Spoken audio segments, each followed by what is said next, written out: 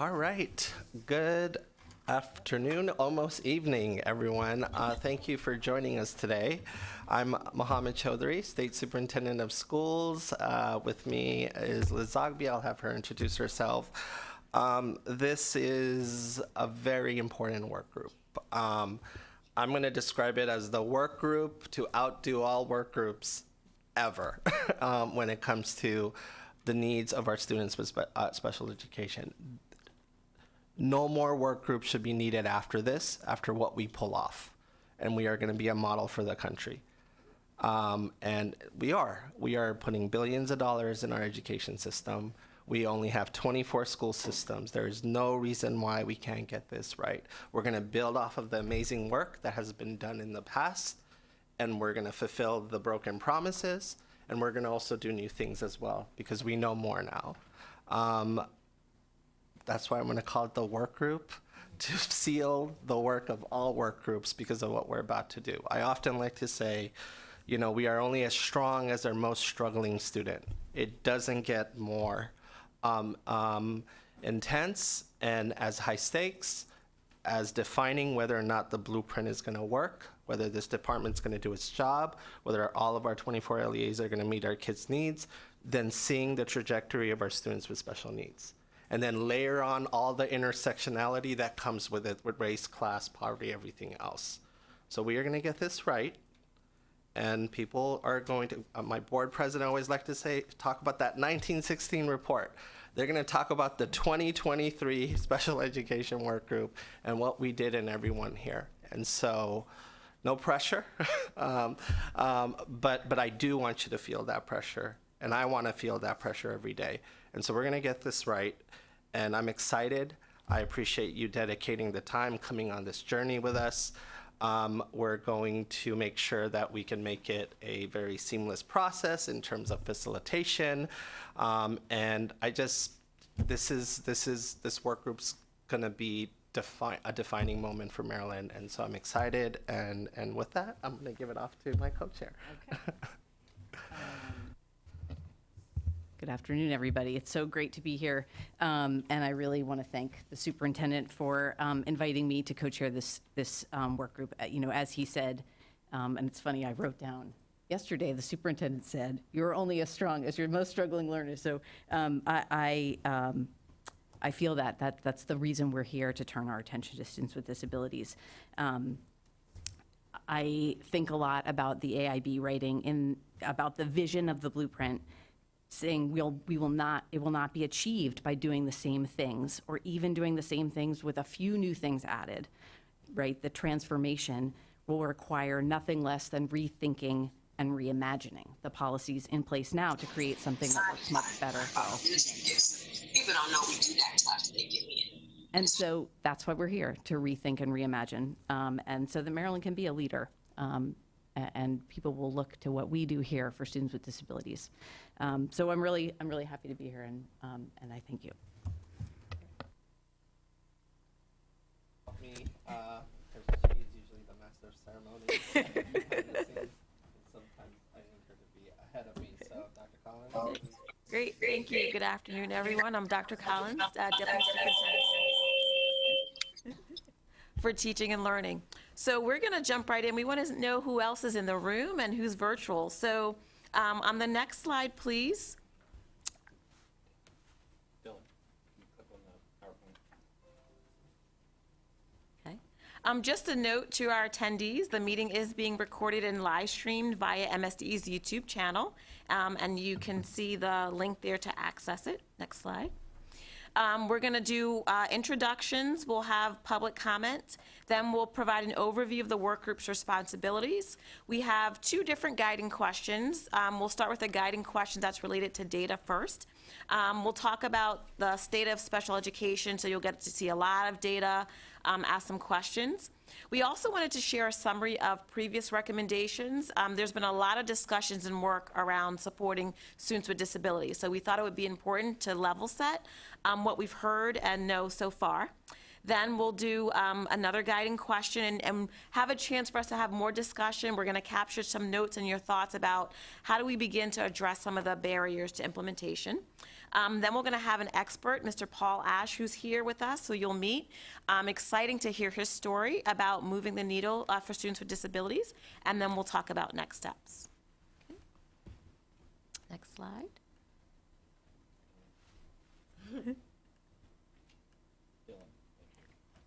All right. So as you can see on the slide, we have a list of all of the members that are participating on the work group, and we would like for everyone to introduce yourselves. We figure the easiest way to do this, since we have folks that are joining us virtually and in person, is if you can introduce yourselves based on how you're listed on the slide. So we've already had Mr. Chaudhary and Liz Zogby introduce themselves. If we can have the Maryland State Legislator begin to introduce, and then we'll just go from there. So as you see your name listed on the PowerPoint slide, you can introduce yourself. If you're virtual, you can come off mic, introduce yourselves, and just let us know briefly your connection to the blueprint and working with students with disabilities. That'd be really important, okay? So the senator did have a conflict in his schedule.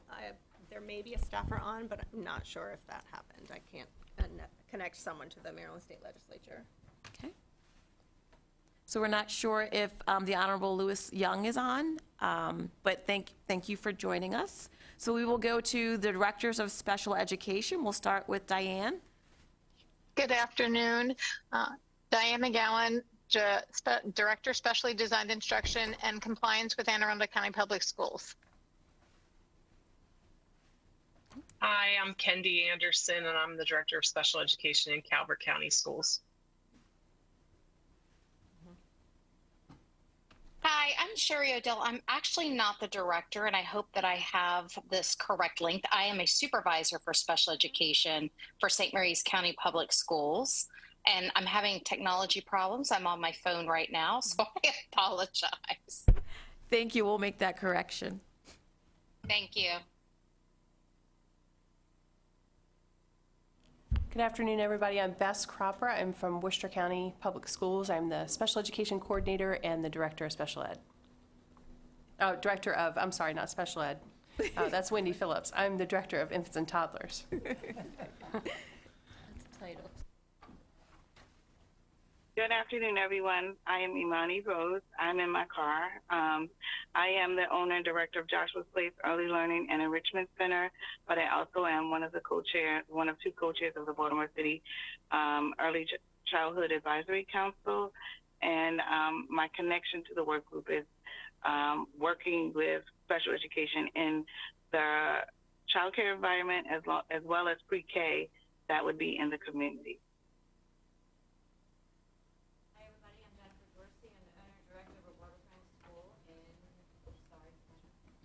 I have a teacher voice, so just like most of you. I'm Jennifer Dorsey. I'm the owner and director of A World of Friends in Baltimore City. My connect. He turned her off. There we go. Thank you. My connection is that I teach the pre-K program. We have 3 pre-K classrooms for the pre-K expansion grant. And we've been doing that now this is our 6th year. So we have lots of children who come to us with learning differences, and it's really nice being on the front end of it because I get to work with those families, and hopefully if I do my job and my staff does their job, it will lead the way when they get to big school. Lisa, are you on the call? I don't see her logged in. And Dr. Levy? Dr. Erica Levy, school psychologist, Baltimore City Schools. And my connection is I have been working with students receiving specially designed instruction for over 18 years. And really quick, my name is spelled E-R-I-C-K-A, please. Thank you. We'll make that correction. Thank you. I'm Tom Garner. I'm principal at Hagerstown. No, not at Hagerstown. Salem Avenue Elementary in Hagerstown. This is my 17th year as principal and 19th year in the same building. My connection is we have 700 kids, about 100 IEPs, and in my prior life, I was a special ed teacher in Baltimore City and in Hagerstown.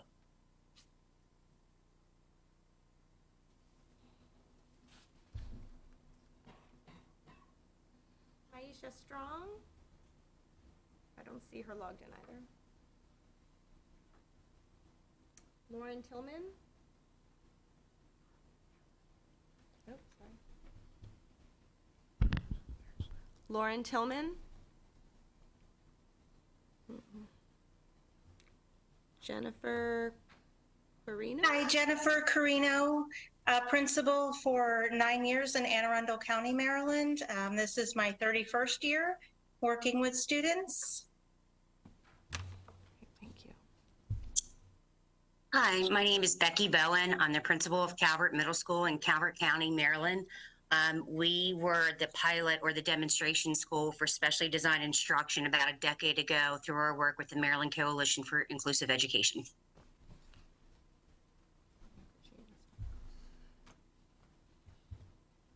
Katrina Foster. I've been trying to press mute for a second. Sorry. Dr. Katrina Foster, principal of Hamden Elementary Middle School. I've been at Hamden since 2017. I've been at Educated Baltimore City Schools for 21 years.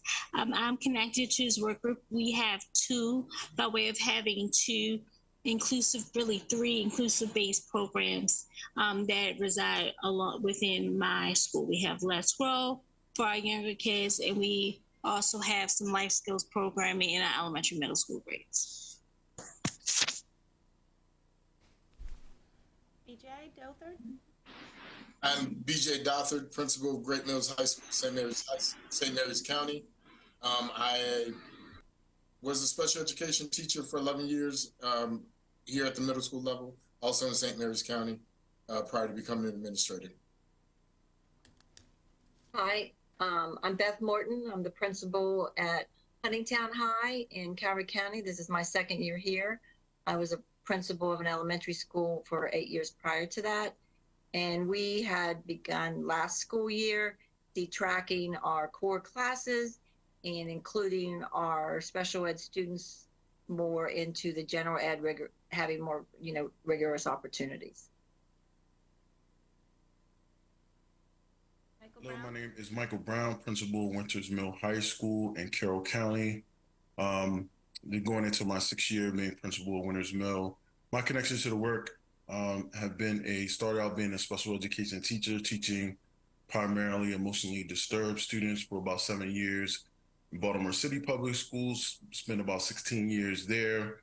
Currently, we have about the largest population of special ed students. We also house a regionalized autism program, so I'm very vested in the work. Greetings. Hi, I'm Betsy Perry. Unfortunately, my camera will not allow me to turn it on. I am very excited and invested in this work. First of all, Dr. Collins was my son's principal when he was in elementary school. So I'm very excited to be a part of anything that she's a part of. I have over 29 years experience as a special education teacher. I am a national board certified teacher, and I've done a lot of work on different work groups with MSEA for the blueprint for Maryland. I was in the pilot program for the Lead Teacher Academy. I've done a lot of advocating and testifying at the state level and on Capitol Hill on behalf of special education teachers, parents, students, and making sure that we get the funding that we need to properly support our students. So I am very happy to be a part of this work. Cheryl for Cassie. I don't see her logged in either. Rhea Graham.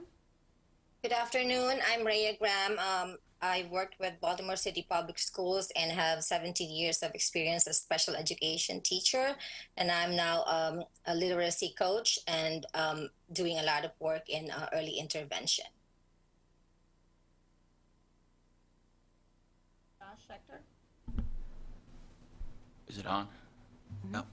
Hi, my name is Josh Schechter. I'm a special education teacher at James Duckworth Regional School in Prince George's County.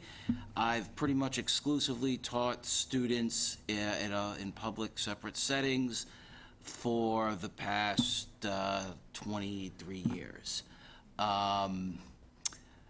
and I guess my connection to the blueprint is everywhere I've taught.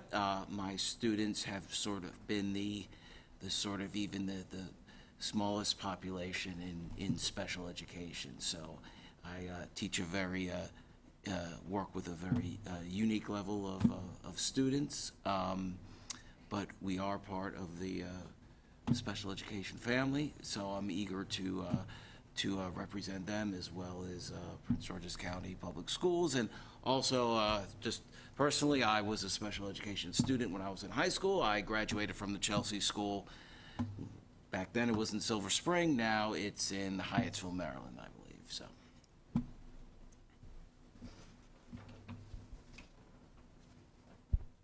Hi, my name is David Stone.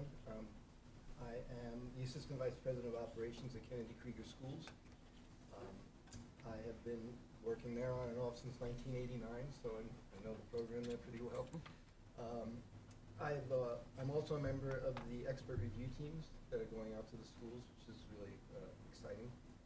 And I had a chance to be on the city school board where I ran the special ed committee both before and after this gentleman to my right.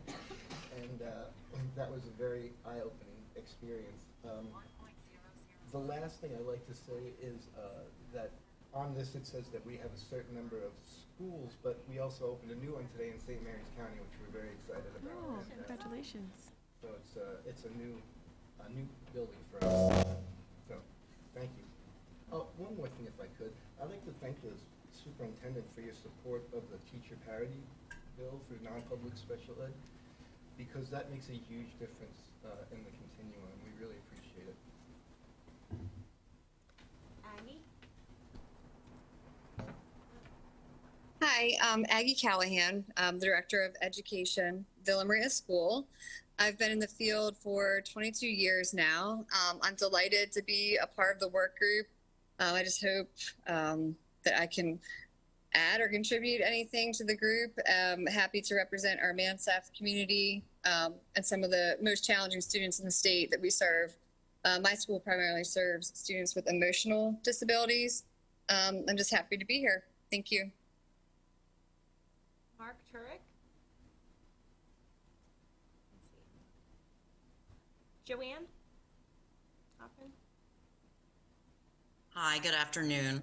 I'm Joanne Hoffman. I'm supervisor of the Central Placement Unit with Montgomery County Public Schools.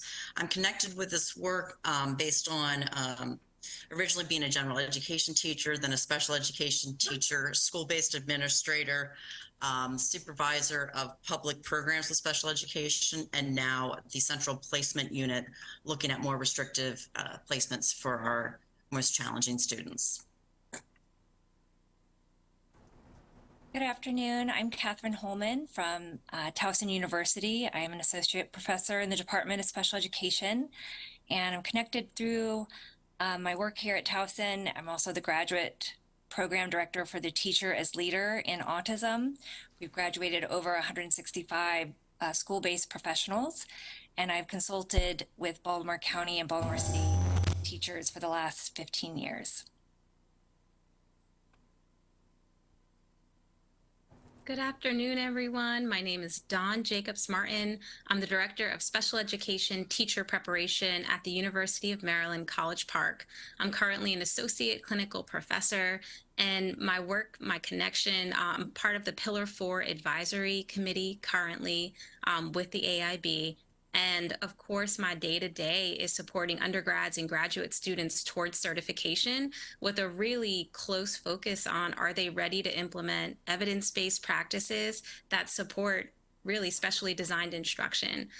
So I'm really excited to join and be part of this work.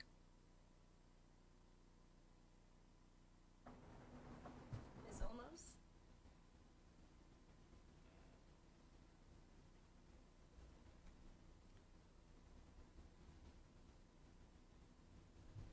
If you're trying to unmute, you're not.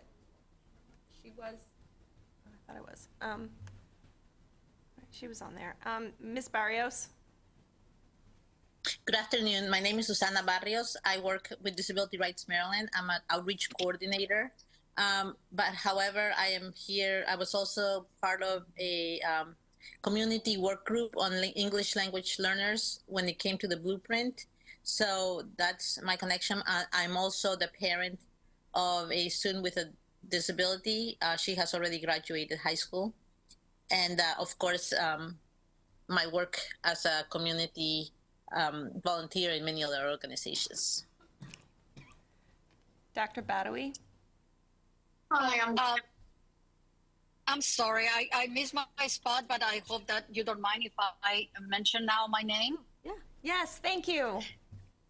I'm sorry, I had trouble unmuting my phone, but my name is Dinora Olmos, and I'm very honored to be part of this group. Thank you for the invitation. How do I get connected to this group? I am the president and CEO of the Latino Education Advancement Fund, and I was part also of the English Learners Group for the Blueprint. As you can imagine, I work with many parents with students with disabilities, and I am very interested in collaborating, especially for students with special education and as a community advocate. Thank you. Thank you. Dr. Badawi? Hi, I'm Debbie Badawi. I'm a developmental behavioral pediatrician at the University of Maryland. And I did some work with the Office for Genetics and People with Special Health Care Needs. I think in my role here, I'm also representing the Maryland chapter of the American Academy of Pediatrics. I'm the chair of their Committee on Children with Special Needs, although right now we're a committee of 2, so don't get too excited. And I have spent probably the last 10 years working on ways to try and support families of children with different abilities. So thank you. You should be good, Jade. Tap it. Tap it. Tap it. Thank you. Nope. Nope, it's not. Yeah. Now is it? Okay, thank you. So I'm Jade Gingrich. I am Director of Employment and Transition Policy for the Maryland Department of Disabilities. Maryland is unique. We have the only cabinet-level department charged with improving the coordination and delivery of services across agencies in order to improve the outcomes of the lives of people with disabilities. Toward that end, I headed up promoting the readiness of minors on supplemental security income, a national research grant.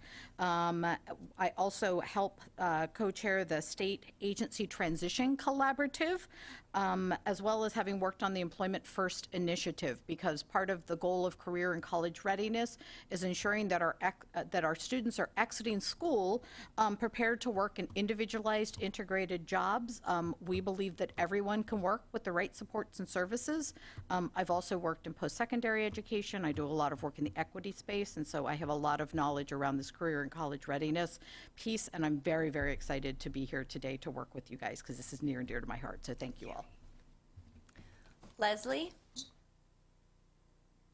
Hi, I'm Leslie Seid-Margolis. I'm a managing attorney and policy counsel at Disability Rights Maryland. I manage our education and mental health work. I also chair the Education Advocacy Coalition for students with disabilities. And I'm a parent of a now adult daughter who was fully included her entire school career in Baltimore City. Our involvement with the Blueprint goes back to the beginning when the Kerwin Commission was meeting, and we've been advocating pretty much continuously for students with disabilities and Blueprint-related issues. And I'm very glad to be here. Thank you. And I'm sorry I'm in transit, so I'm staying off camera.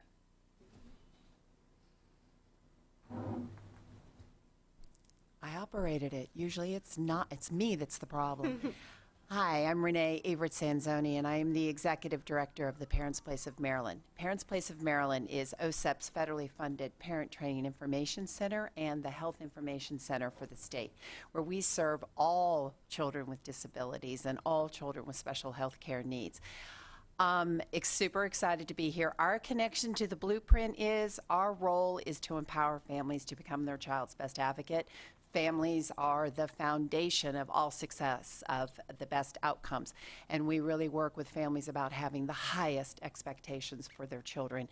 And that is all children across the state. So thank you. Thanks. It work? Mm-hmm. Oh.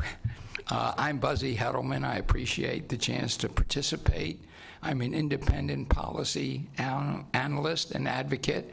Over the years, I've represented pro bono hundreds and hundreds of students who are low income and of color, and I was a member of the Kerwin Commission. Dee Sapp.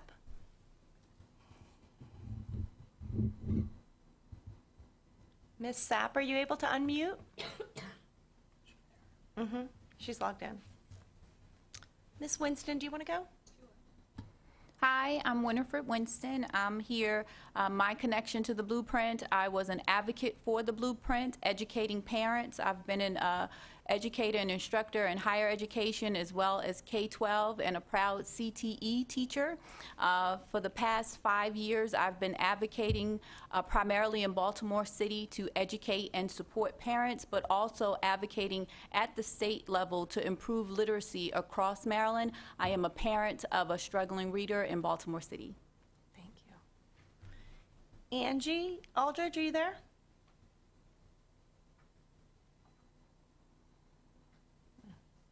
Angie was there earlier too. Janice Lepore. Hi, my name is Dr. Janice Lepore. My connection to the work is through several avenues. I have an older sibling who is deaf and benefited from the supports of IDEA throughout her education. My 20-year career as a clinical psychologist has been focused on psychoeducational assessment and school consultation to support students with disabilities. And I'm also the parent of 3 children, 2 of whom have learning needs under dyslexia and ADHD. I also do quite a bit of advocacy work. I've worked with Decoding Dyslexia Maryland on the Ready to Read Act. I work with the International Dyslexia Association, the National Center for Learning Disabilities, and with Strong Schools Maryland supporting the Blueprint. Thank you. I'm looking forward to the work. Rachel? Hi, good afternoon. My name is Rachel Amstutz, and I am here. I am the Director of Policy at the Accountability and Implementation Board. My connection to the work, like many of us, is deep, and it starts with being a teacher, then a principal, a foster parent of a child who had special needs, and now in my work at the AIB, where we're charged with supporting the implementation of the Blueprint. The topic is very, very near and dear to my heart. My colleague, Lisa Armstrong, is also joining today, but she's on the YouTube link. So she messaged me and asked me to just let you know that she is here and to also share her connections to the work and her role. Lisa is a doctoral student in public policy and a veteran service provider of students with disabilities. And she is an incredible teammate at the AIB, especially with our work around this particular policy area. So we're delighted to be here. Thank you. Thank you, everyone. What a nice, diverse group of members on our group. So I'm going to pass it over to Carmen Brown, our branch chief here at MSDE, who's going to facilitate our public comments. Hi, everyone. I'm Carmen Brown. I will just make a couple comments before we move to our registered guests. Speakers will be called on in order of their registration. Today we had 3 registered guests to provide public comment. We'll take their comments, and they're aware that they're limited to 3 minutes per speaker. The time will be monitored by our staff, and then when the time expires, the speaker will be permitted to finish that sentence, but is required to make no further remarks. Comments should be directed to the entire work group, not to a specific individual, and we've let the registered guests know that the work group will not necessarily respond to speakers' comments, but we will take their comments under advisement, and that if they also choose to provide written statements and other materials, they can provide them directly to me, and then I will make sure the work group has them. So we have 3 registered guests. I did not see the first one registered, but I'll call her name, Miss Nina Marcelino. Okay, we'll move to the next one. Miss Rosenblatt, I believe I saw you in there. I'm here. Good afternoon. Good afternoon. Go ahead. Well, my name is Alexandra Rosenblatt. I am a parent of a 3rd and 5th grader attending Baltimore City Public Schools, and they have their whole school career. One of my kids has Down syndrome, And I am also a special education attorney, and I've been doing that almost since she was born and switched into that field then. I once saw a quote that said, "We need to stop blaming the failure of inclusion on the concept itself, but on the education system's failure to support and create inclusive environments." And this perfectly describes the system that most parents and teachers and students inhabit. As a special education attorney and a mother of a 5th grader with Down syndrome in public schools, I have seen firsthand the false dichotomy and Sophie's choice that parents are forced to make, which is fight for inclusion and sacrifice their child's opportunity for appropriately modified and supported instruction, or place them in a restrictive setting where expectations are inappropriately low. I have also learned that even the most well-intentioned educators are set up for failure because of the elephant in the room, which is a lot having to do with money.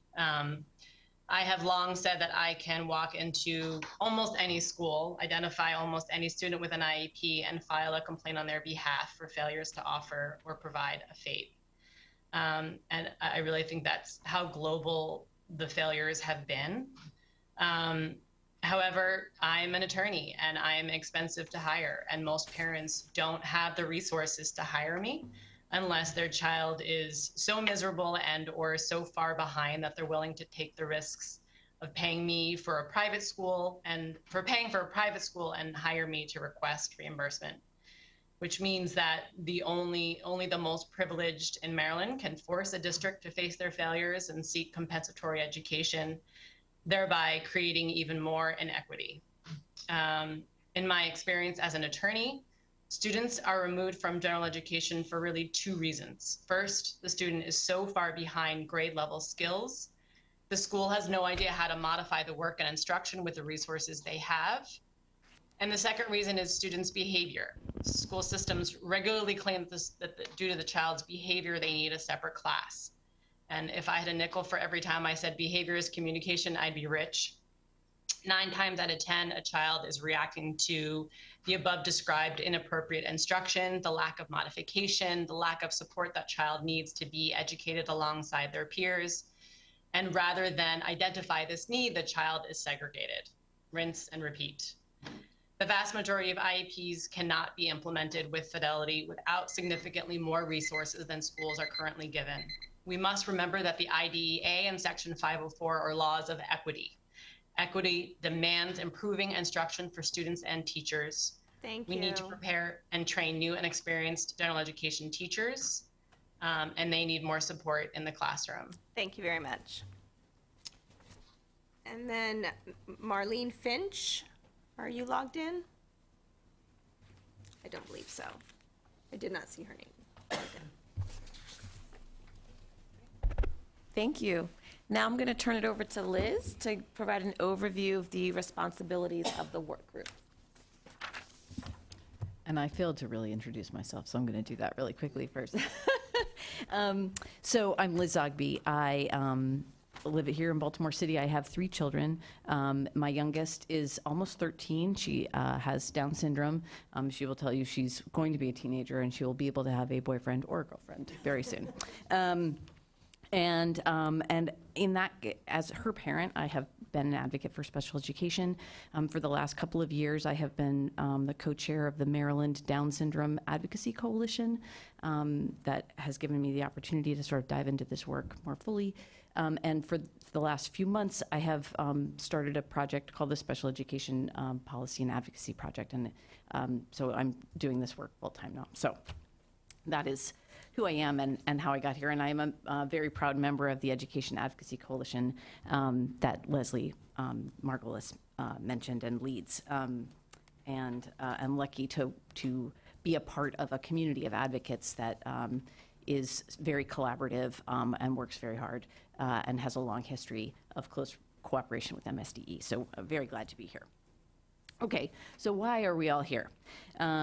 We are here because the blueprint, as transformational as it is, includes limited additional resources for students with disabilities, but no real specifics about how to achieve that goal. And so this work group was added to the comprehensive implementation plan with the hope that we can provide some recommendations for those specifics, and that transformational change that is promised by the blueprint can be shared by all students, including students with disabilities in Maryland. So the charge, and you'll see here some sections from the most recent iteration of the implementation plan. We are to collect and review data on students receiving special education services, review the kinds of services that are available to them. I think you can go to the next slide. Review instructional methods that are used in Maryland and in other places. And importantly, and to review learning loss related to the pandemic.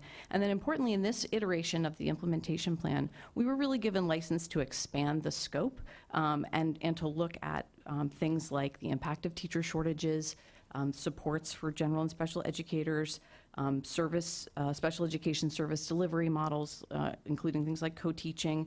So, all the issues surrounding instruction, teacher quality, and importantly, funding as a final piece. And so we'll follow the model of the very successful English language learners work group that Superintendent Chaudhary chaired, each month taking on a topic, reviewing the research and best practices, look at what other states and countries are doing, hear from national experts, and discuss policy options. And over the months, as these topics are all very interrelated, the picture is going to become much more complex. And so we may have to go back and revisit, but we will, the nice thing for us is that we have the time and look at all these, amazing folks that have carved out the space to make this effort with us. And then a timeline.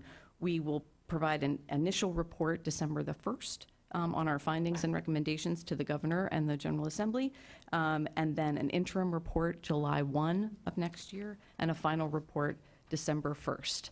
And so we have the space and time and folks, the right people around the table to really make some change. Thank you. With that said, we will move into our data dive. So I'm going to invite Chandra Haslett to come up to the table. And we're going to focus on our first guiding question. As you listen to the presentation on data, think about what is the state of students with disabilities in Maryland? And Mr. Matt Duque is also joining Chandra.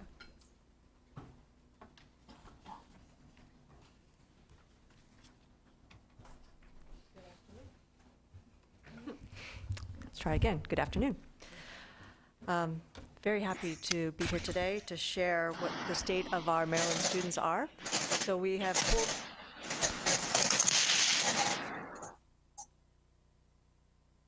Okay, that was odd. So we've pulled together some slides to give you a high-level snapshot of where our Maryland students are. So if we go to the next slide, you got the... Okay, so the enrollment trend, students with disabilities. So looking over time, the number and percentage of the total population of Maryland students identified as students with disabilities has incrementally increased over time. So you can see from 2015-16, we're at 11.9%. The most recent year, we were at 12.8%. Looking across their districts, because we know every district is impacted a little bit differently in regards to their population. So this slide shows a map of the percentage of students identified as students with disabilities within that LEA, and that does vary from 9% to 17%. The LEAs that are darker colored have a greater percentage of students with disabilities. So the next slide takes a look at the disability categories. So in Maryland, the most common disability categories include specific learning disability at 26%, other health impairments at 22%, autism at 14%, and speech and language impairments at 13.8%. So again, students with disabilities by LEA and disability type. So the students with disabilities by disability category across the local education agencies in Maryland. And so looking specifically at that autism, other health impairment, specific learning disability, you can see the legend at the bottom of the table or at the chart. You can get a visual look at where our students with disabilities are located for each of those specific disability categories. You can see, for example, just in the middle, I'm picking one, Dorchester has 25% of their students with autism, or this 25% of their students with disabilities are identified as in the autism category. Next slide. So students with disabilities by race, ethnicity. So just drilling into the demographics of the students, our Black African American students are disproportionately, they disproportionately comprise the students with disabilities overall, their overall population compared to other race ethnicities. So statewide, 33% of our students with disabilities. Statewide, 33% of our students are Black African American. To remind people to mute. Yes. Please, if you are online, if you could make sure that you are muted, that would be greatly appreciated. So the 33% is in comparison to, of our total students with disabilities population, 39% of students are Black African American. So how does that look over time? So Black African American student enrollment over time. So the proportion of students with disabilities that are Black African American has consistently been higher than the overall student population, and that gap runs about 7%, just looking at the percentage of our students that are students with disabilities in comparison to all students. And then where are those students located? On the next slide, where is that, the Black student enrollment by LEA and disability status? So the majority of LEAs in Maryland have an overrepresentation of Black students enrolled in special education compared to the overall enrollment in each of the district. And so the students with disabilities, you can see, are the blue, the dark blue, and the all students are the lighter gray. And you can see that blue bar is above the other bar in most LEAs. So looking at, so this one I'm turning over to Matt. Yes. For the next couple slides. So here we dig a little deeper. So specifically for Black students, we look at the last few years, comparing the green line is their percentage of enrollment, and you'll see then the blue line represents the percentage of Black students identified as with an intellectual disability, and the red line is students identified with emotional disability, that those are not only much higher than the enrollment of Black students, but this has not changed over the last few years, so it's been consistent. For example, 33% of the state's student population is Black, but more than half are identified for intellectual or emotional disabilities. Then in the next part we take, so another cut of the data is how does this look by LEA, but we group the LEAs. So this slide shows 3 different categories that we group the LEAs by. On the left we have 3 systems that are at least 50% Black African American students. We have 7 systems that we're calling diverse, so there's no race ethnicity group that's more than 50% of the population. And then the remaining LEAs on the right are more than 50% white. So using that categorization, if you look at the next slide, we look by these different categories, which are the rows and the tables. You look at, regardless of this, the category of LEA based on their population, there's still a disparity between the percentage of enrolled Black students and their identification rate. Here is for intellectual disabilities, and the following slide for emotional disabilities. So regardless of if it's a majority Black, majority white, or diverse LEA, there's still a disparity between their enrollment and identification for these disabilities. Thank you, Matt. Matt Duque, Director of Research here at MSD. So looking at a couple other student groups now, so the rates of students with disabilities who are also English learners or economically disadvantaged, they have increased their rates similar to their peers. So you can see that English language learners are increasing at the similar rates as all students. Same with the economically disadvantaged, they mirror the all students, but you can see that there is still a gap for the economically disadvantaged. The next slide actually looks at English learners that are long-term ELs. So Maryland long-term English learners were almost 4 times more likely to be identified for special education services than were English learners who were not long-term ELs. You can see that on the graph there. So this is a slide that actually looks at the end, how are students completing school. So high school completion, students with disabilities by race, ethnicity. So just looking at our students that are leaving our high school, of the 5,600 students with disabilities completing high school in school year 21-22, 89% of those graduated with a regular diploma, a typical diploma. 11% graduated with a certificate of completion. And so then we can actually drill into those 11% certificate of completion. What were the demographics of those students? And you can see that Black African American students were 43%, white was 33%. But on the far right, you can see there is a line chart that basically shows you what is the demographics of our all-student population. And so for Black African American students, that is 33%. So you can see that there are a greater percentage of Black African American students that are graduating with that certificate in comparison to our all students. All right, so there's a lot of information on these next few slides, so I'm going to orient you to them a little bit. So this drills into students with disabilities by type of disability, by race, and by gender, and by eligible for free and reduced meals. So on the left-hand side, you see specific learning disability. And so just looking at those students identified for specific learning disabilities, you can see that bar shows what is their demographics. And you can see that 38.4% is Black African American, white is 29.7%, Hispanic is 25.5%. That is the demographic breakdown for those groups of students with special learning disabilities. Below that, you actually also see 2 pie charts.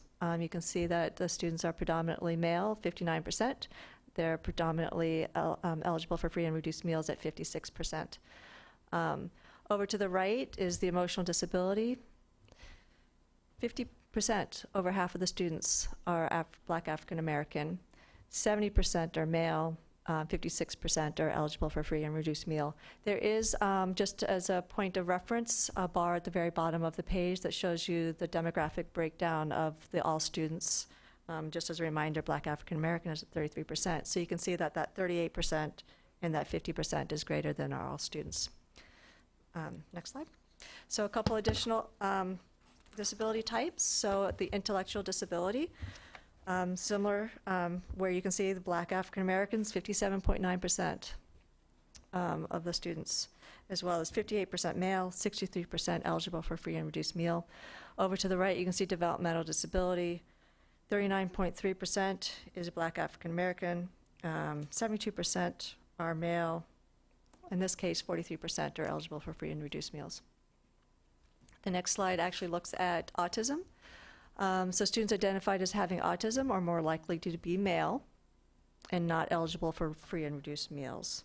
A little bit different story for autism. All right, so least restrictive environment, slide that provides some information on the LRE.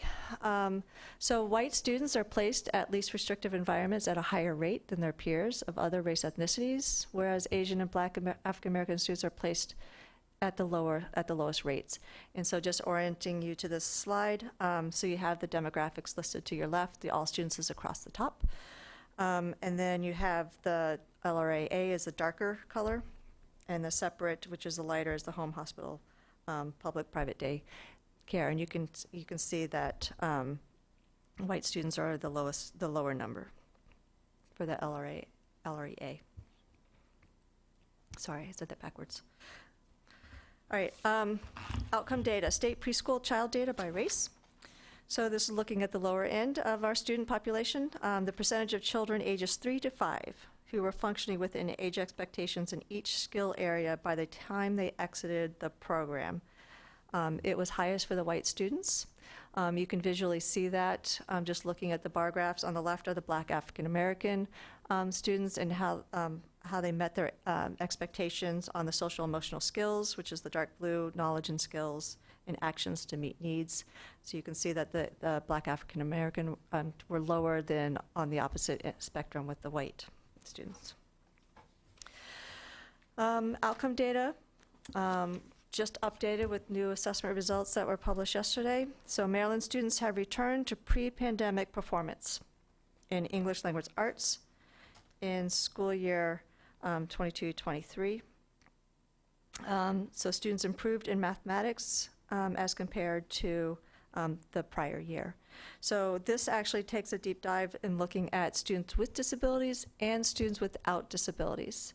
And so if you look at just 2023 data, which is in the middle there, 7.2% of students with disabilities were proficient, 27% were without disabilities were proficient.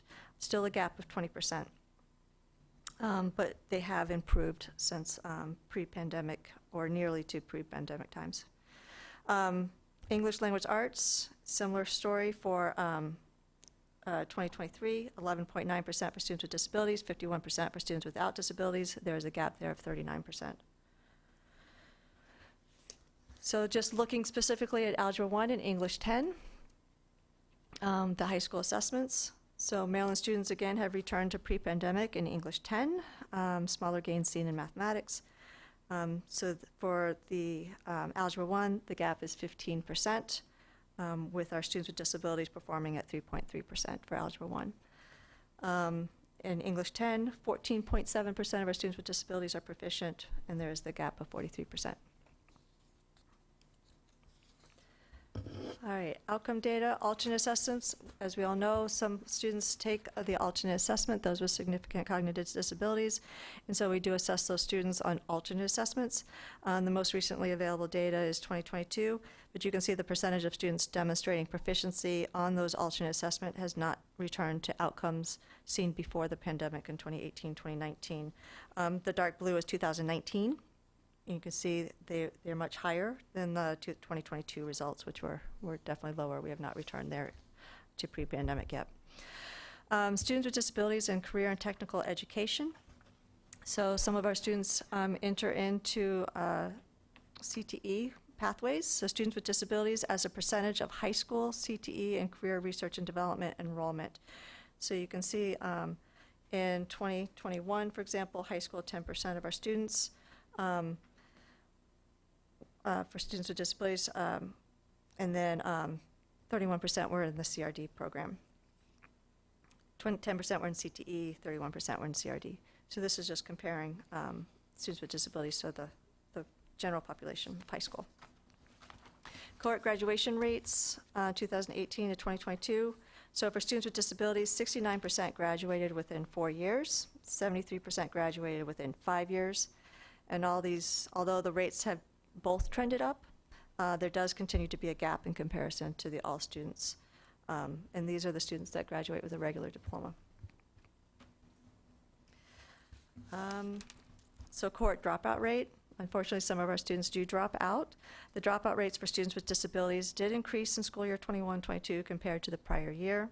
However, the gap in comparison to all students has decreased. And so you can see that there is a general decreasing over time, which is good news. Students do go on to post-secondary. So fewer students with disabilities, however, from the class of 2020 enrolled in college within 12 months of graduating from high school in comparison to their peers.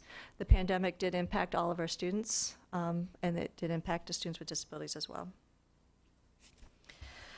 Post-secondary outcomes for students with disabilities. So post-secondary outcomes for students with disabilities was impacted, again, by the pandemic.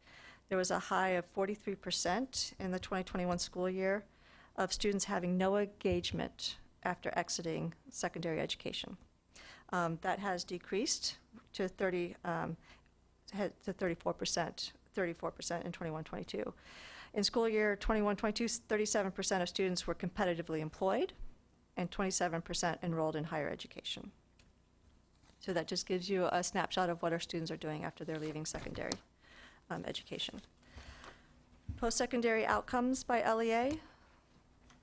So the percentage of students with disabilities enrolled in higher education or competitively employed within 1 year of leaving school.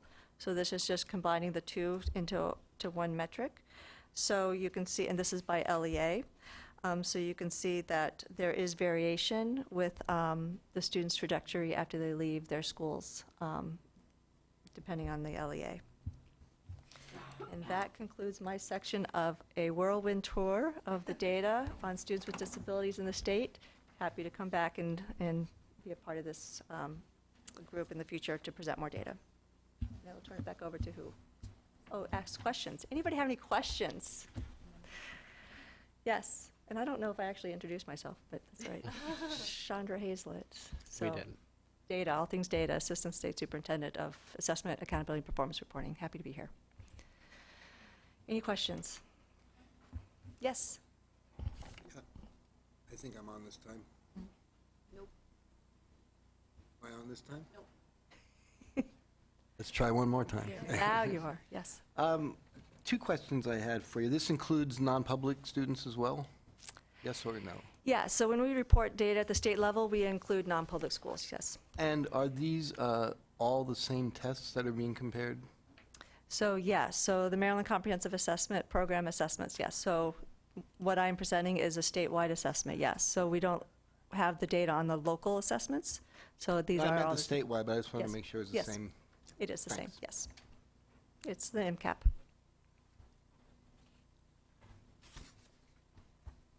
I have a question, and it may be a Brian question, or it may be a you question. So I know indicator 14 looks at 1 year post-school. Is that the data that you used for the post-secondary and employment?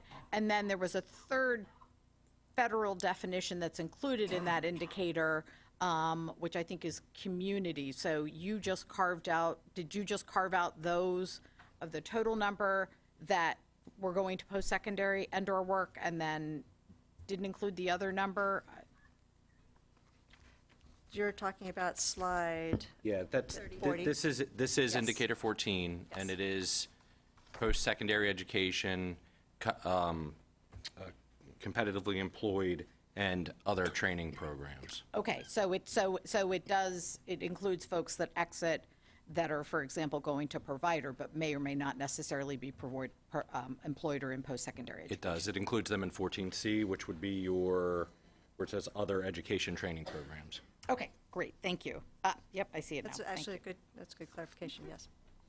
Hi, Betsy Perry. I have a question. As I've left one piece of information out, I am also a parent of a student that had an IEP who graduated from MCPS. Was there any student voice data of current students or students who graduated in any of the data or any of the work that you guys did?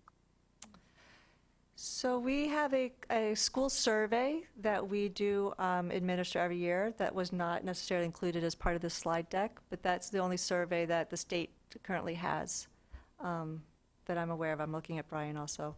We do have a special education and early intervention survey, and we can, this is completed by parents of students and children with disabilities. We can disaggregate some of those data at a later point if the group wants that.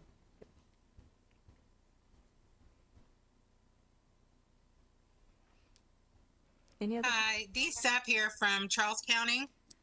My computer kicked me out before I got a chance to introduce myself, but I am the chair for the Maryland Developmental Disabilities Council for the state of Maryland. I'm 5 years in. I am also the parent of a 21-year-old male with autism and an intellectual disability who receives special education services starting with infants and toddlers, and he is now in a comprehensive transition program at the University of Missouri St. Louis and University of Missouri in St. Louis. My question for you is right along these lines with the post-secondary outcomes. Do you have data that segregates physical disabilities versus cognitive? Because as chair of the council and also as a parent of a child that that is a part of a post-secondary transition program, a lot of parents don't enroll in the CTP programs because they don't know about those. And so somehow when you put the data together with those that have physical disabilities, that information gets lost. So I'm curious if you have anything there specific to students with intellectual or cognitive impairments and that data as to their post-secondary education outcomes. We do not. It is something that we could potentially look at. We can match our data from special education with the Maryland Longitudinal Data Center's data, which is where we get a good portion of our post-secondary outcomes data. So it's something we could potentially do, but we have not done that. Okay, thank you. Thank you. Great question. Any other questions? Hi, this is Janice Lepore. I just had a question. As we were listening to the data and I was seeing all the different classifications and breakdowns, I was wondering if there is any analysis, if we do it, and I understand this might not have been presented today, but looking at sort of how these things might co-vary, specifically, I don't have access to the slide deck since I'm online, but the piece that jumped out at me was, students identified with autism are both more likely to be male, which is, kind of consistent with a lot of what we see in diagnostics, but less likely to be eligible for farms. And that raised a question for me, what's that disparity mean? And what are we looking at some of the covariations? Are we seeing some individuals who are miscategorized and therefore, and by default, then not getting the services that they need? Do you do that analysis, or can we do that analysis going forward? Well, we can't necessarily say if our children being mislabeled,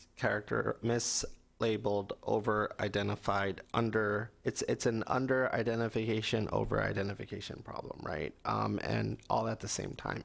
And so we do have that data. I mean, the feds want us to look at that data. Have we done anything? Has anything changed over the years? No, not much has changed. We have a risk ratio that is, in my opinion, not much in terms of risk, and you can easily get out of it. And so there's work to be done there.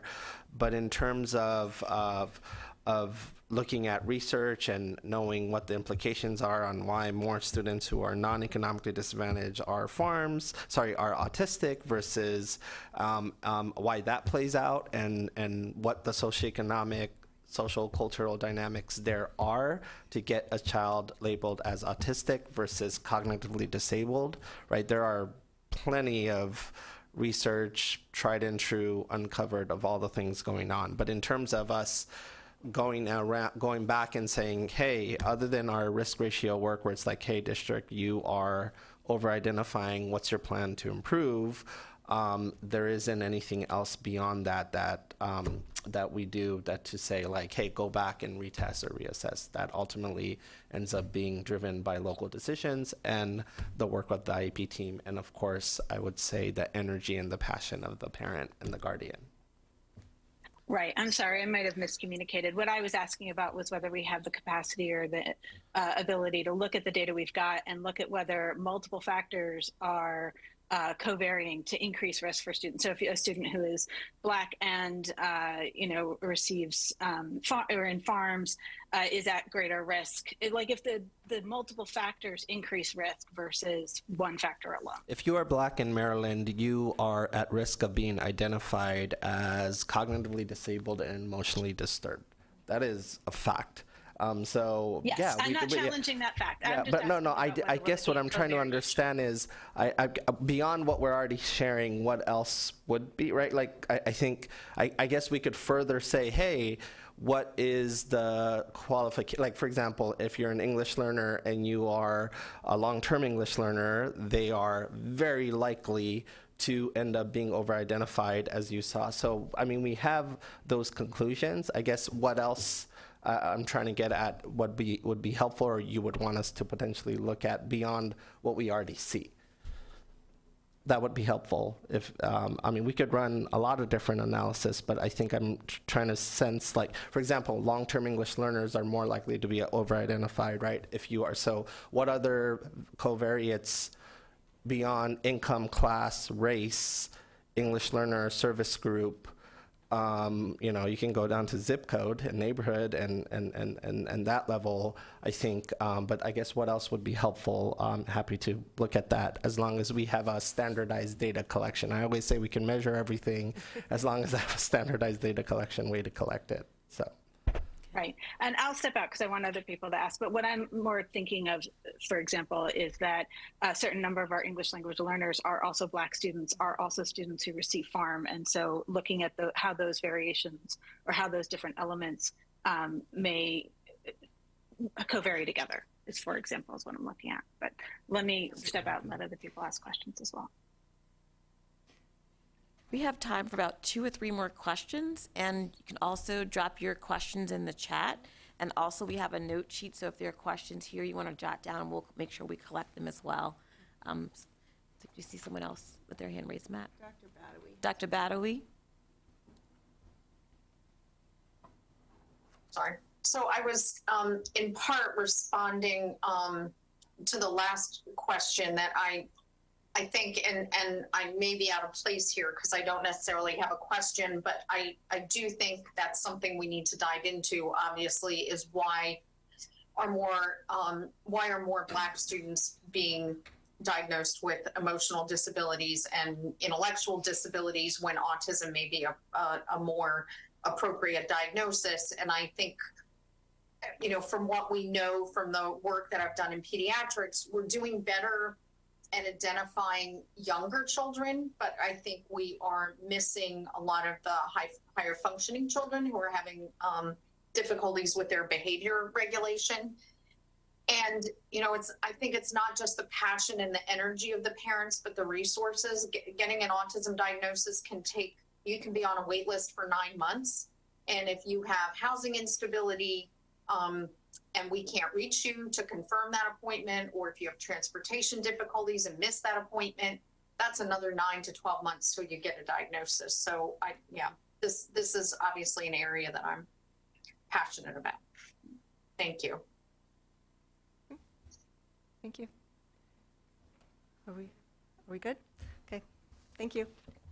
Can I just interject one quick thing? I just want to respond to this conversation. You know, of course it is important that we correctly identify the students that should get special education services and that we not misclassify or put people in there. But the services that students get in the classroom and in their school buildings are never dependent on the label that they have, the category that they've been placed in. And so I just want to make sure that we continue, that one of the things we really focus on over time is the data, and the superintendent and I have talked about this a little bit, the data really points to problems, but it doesn't necessarily point to what direction we should look to for solutions. And we know that a lot of the solutions are going to come from instruction, from teacher preparation, from the way that we structure service delivery to meet the need to actually deliver the right amount of services in the right space, you know, to the right ratio of students to teachers. So that doesn't have anything to do with that identification. And if our outcomes were better, we wouldn't care so much about which label we put on which people if the outcomes were great for all kids. So I just want to make sure that we kind of keep the focus in some ways on that solution making, because that's where we're going to get the impact. That's a great segue, Liz, because we're going to adjust the agenda slightly. We have Mr. Paul Ash with us to share his story. So we'd actually like for Mr. Ash to do his presentation now and share with us some insights, and then we can come back to summary of the recommendations from prior. Hi there. Can you hear me? Yes, sir. Yes. All right, great. So I should begin now, right? Yes? Okay. It's, first of all, let me just say it's an honor to be invited to present to you today and share my experience. Paul, can you wait? Let's make sure the volume can be the highest it can be. Sure. try now. All right. I'll read the title of the presentation, Reducing Over-Identification in Much Special better. Education. As, Is that right? and maybe raise up your voice a little too, and it'll be like All right. perfect. Okay. Thank you. All right. All right. How about right now? Can you hear my voice? Perfect. All right. Thank you very much. It's an honor to be here today with such distinguished people and people who deeply care about providing all of our students, but in particular students with special needs, the highest possible education. That is very, very clear. Just a teeny bit about me, and then I want to jump into my work and my perspective on the work. I was in education for 42 years, 7 years as a chemistry teacher in a local school district outside of Boston, 35 years in the central office, half both in personnel and finance, and primarily the HR director, human resources, and 18 years as a school superintendent, primarily in 2 districts, Wellesley, and then the last 10 years in Lexington. My first thought about improving education for all students, other than my own classroom, when I was a classroom teacher, really began about 1993 when Massachusetts passed the Education Reform Act of that particular year. It was the first state that on a statewide basis says, we are going to make a significant difference in improving education and education. They did that by increasing funding over a 7-year period by a large amount, changing formulas by which districts got money, particularly poorer districts that really needed the money as opposed to wealthy districts, developing curriculum standards, raising certification standards for teachers, and a number of things that they thought at a global level would make a big difference, including putting in a statewide test that students had to pass in order to get, in order to graduate high school. They call it the MCAS test. States call that by different names, a state assessment. Those efforts, to be quite clear, were hugely beneficial.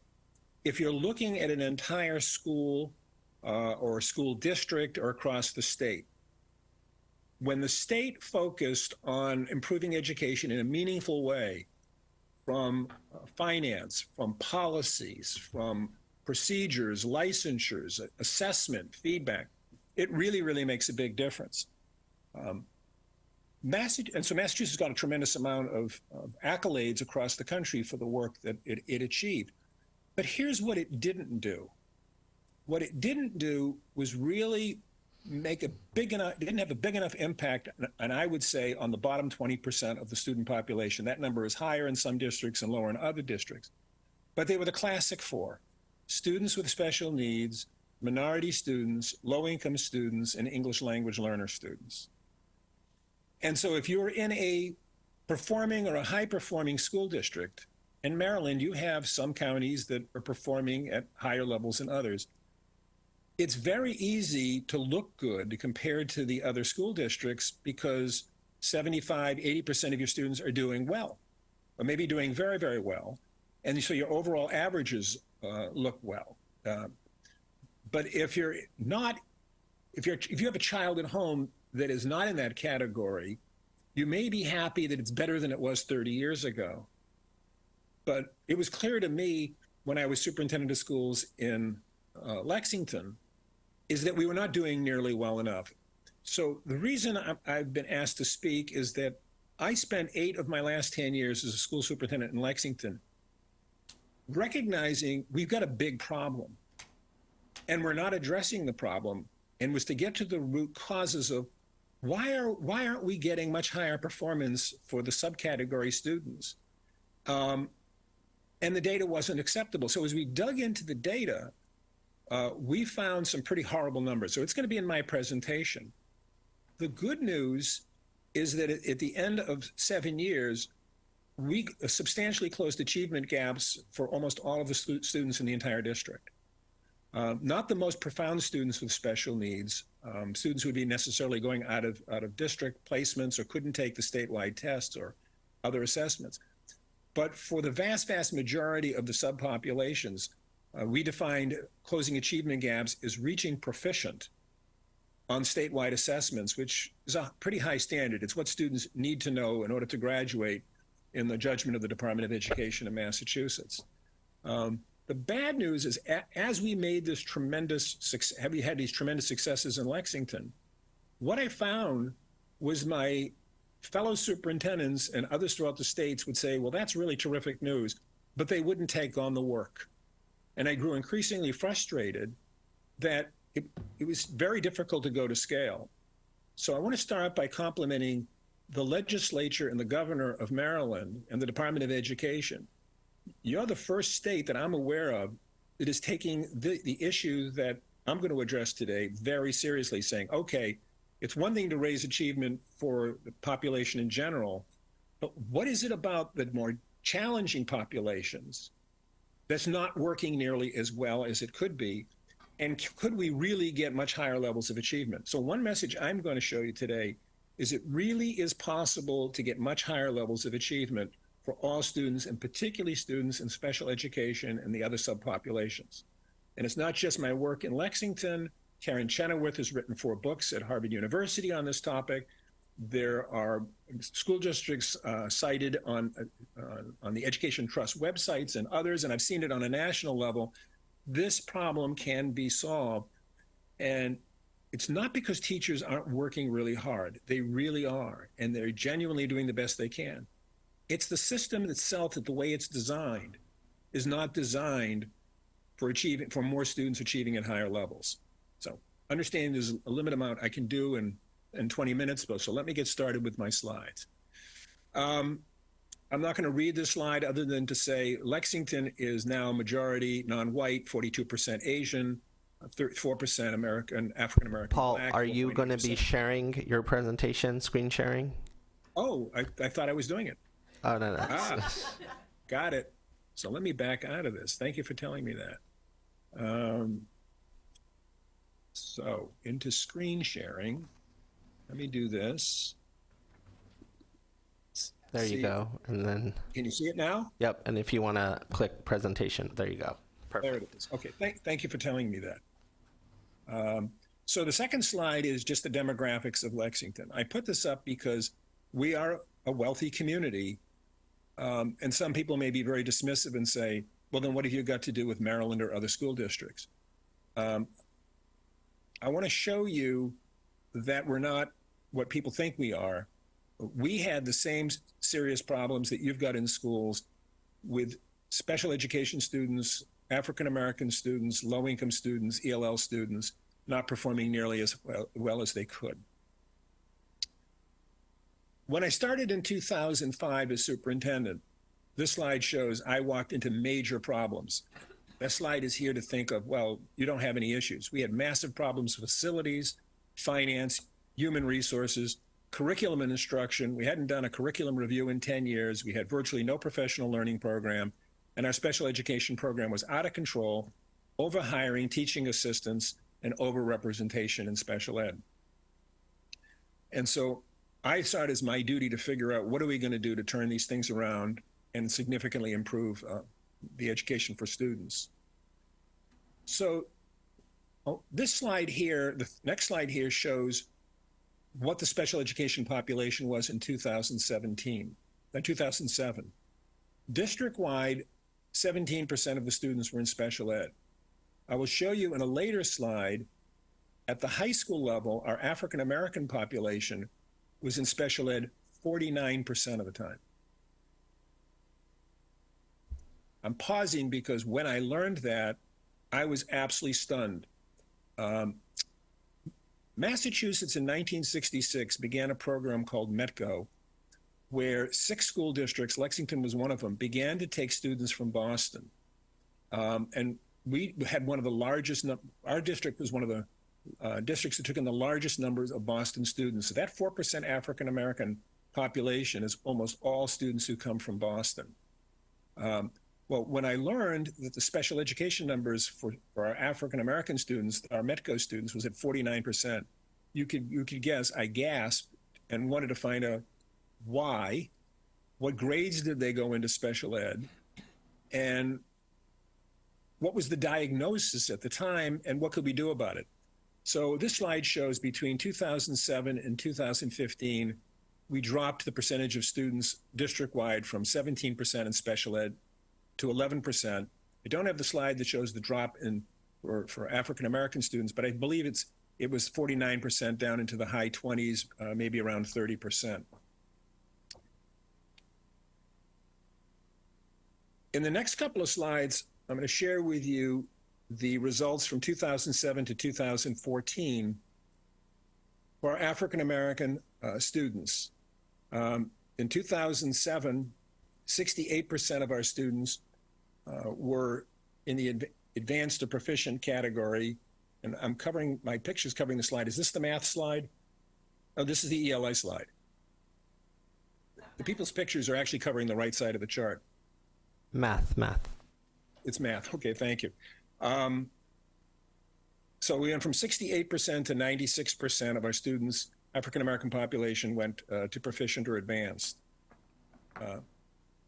This slide is the special education slide, where we went from 64% to, and again, let me just get rid of this thing. Yeah, there it is, to 92% in a 7-year period. The squiggle lines up above, we're the black line, and the squiggly lines are the other districts that surround Lexington. And then to compare the SAT test, which is a very different kind of test from the state test, we went back to take a look at, okay, while we're doing what we're doing, not focusing on the SAT, because we didn't, we found over that 8-year period, 2006 to 2014, the African American population's SAT score went up 294 points. At the time, the test had 3 sections. A total of 2,400 points was the maximum. But notice that the bubble to the right, the number went up for all students by 55. All right. When I saw the jump of 294 points, part of my exit plan when I was leaving Lexington was to hire Dr. Ron Ferguson at the Kennedy School of Government at Harvard, who's an expert on these topics, to come in and do a deep dive and analyze our data to make sure that he was convinced that the learning was real and that there was nothing that the district was doing to make sure the right students were taking tests or manipulating data. His report, which is a public document, showed that, in fact, it was very real. The idea that we both increased substantially African American SAT scores, not only for African American students and all students, but the MCAS data as well as our own internal data, was the validation that our claim that we significantly improved education for both special education students and African American students over a 7-year period. So let me move forward. One last district on data. Stanford University in 2015 published a report comparing all the about 12,000 school districts in the United States. There are about, I think, 15,000 school districts. They didn't have data for all of them. And they compared on the x-axis parent wealth, called parent socioeconomic data, and on the y-axis how well students are doing in terms of grade levels above average, 1, 2, 3 above, 1, 2, 3 below. As you would expect, the wealthier the district, the higher the performance. But not necessarily that was the outcome. If you look in the middle of the chart, while you see the chart is going, is going diagonally from left to right, there are districts in the same socioeconomic background that could be 2.5 grade levels below average, and districts with the same profile socioeconomically could be 1 or 2 grade levels above. So a huge amount could be accomplished in spite of wealth, which isn't to say wealth doesn't matter. Of course it does, but it doesn't determine all of the causation. So there is hope for even districts that are disadvantaged districts to be doing much, much better. I have the URL on the bottom. If somebody were to put the data in, they could type in a district in the United States, and your district will probably pop up and you'll see your bubble and where you fall. Lexington is the bubble in the upper right corner.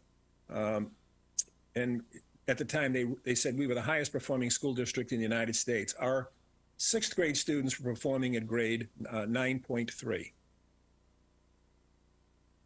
Now, I believe some of that is because of the work that we did raising achievement for all students, even though the efforts started out focusing on the bottom 20%. I need to repeat that. Our efforts started out to raise achievement for our most struggling students. And what we found out was, this is so obvious, good education is good education. As the teachers were learning skills and practices and ways of working with other teachers that improved education for struggling students, it also improved their teaching for all of the students. We learned that as general education was getting stronger, the students in subgroups benefited a lot. And so that's, again, another big takeaway. You can't fix this problem by just saying we're only going to look at a subpopulation. We did that in our first year of our 7-year journey. But what we learned was we had to change the system. We had to change the way we did professional learning of teachers. We had to make collaboration of teachers much more impactful in terms of what teachers did. In our curriculum reviews, we had to be much clearer about our standards and what we wanted students to learn. We had to improve the way we monitored student progress. We had to be better at the way we hired teachers and retained them or didn't retain them. There were sort of 16 different things that we looked at, which I realized in the beginning overwhelmed teachers, saying, oh, this is too much, I can't handle it.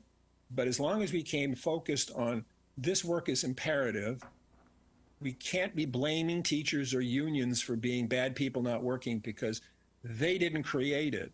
You know, we as school leaders created a system that frankly maybe be good enough for many kids, but not nearly good enough for all kids.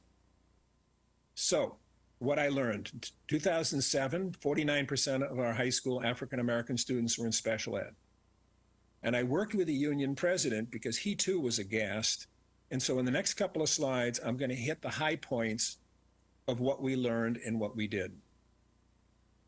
First thing we did is we took the IEP for the METCO students who were in special ed, the very, very first one, to find out why they had been placed in special ed and what grade.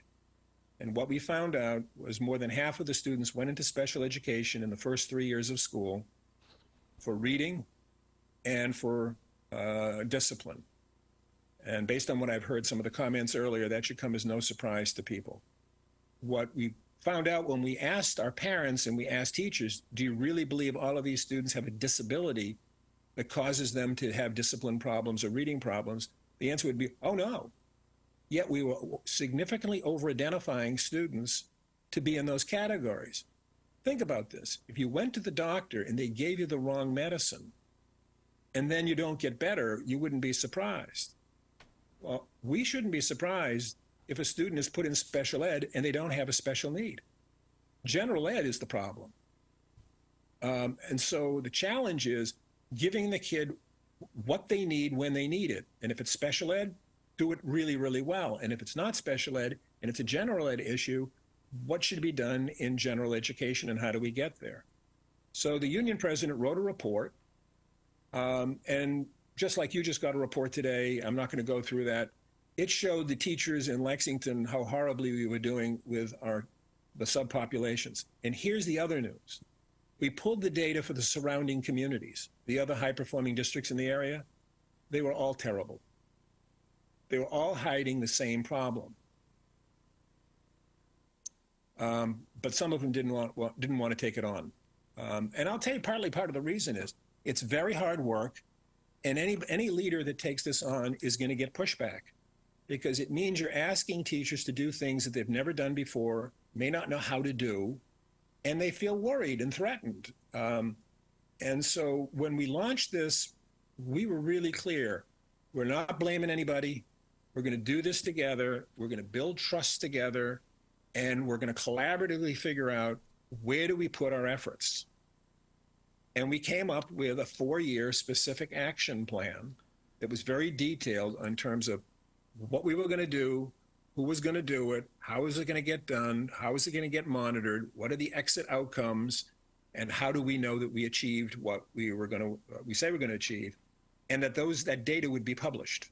And then we would share it and we would talk about that. That shook a few trees when people knew that what we agreed we were going to do, we were going to talk about throughout the year and at the end of the year. anyway, I'll sort of, this is sort of the qualitative material that I want to talk about quickly. So what did the students tell us and teachers? They said, we had inadequate support systems for struggling students. So we needed to do more in special ed and general ed. Teachers were communicating low expectations. Parents and students had low expectations. We had ineffective and sufficient use of data to drive instruction. We were over-relying on special ed. We had weak literacy skills in vocabulary and composition, and a lack of mentors and role models. And then we did student surveys, and we used that data. So here's the big gist of it, because I don't want to use your time now to read all of these slides. What happened was we convinced the teachers that they could not solve this problem alone. That when we put professional learning communities in place and teachers had common planning time, we needed to turn those meetings into action meetings where the teachers talked about specific students, what do they need, what are we doing, how well is it working, not working, and what should we do next? And then they would, because they regularly meet each week, they had an internal process to monitor student work. And so teachers generated lots of the solutions themselves. And of course, then what happens is the teacher's competency level goes up because they're doing the work. They're not just running to some workshop. And then we did other things at the school level and at the district level. And one last other area that is near and dear to my heart. Collaboration and change is not enough unless you provide a powerful professional learning model. Teachers they know the difference between professional learning, or sometimes called professional development, that is very effective, and programs that they just merely need to take to get salary credit or meet some state standard for recertification.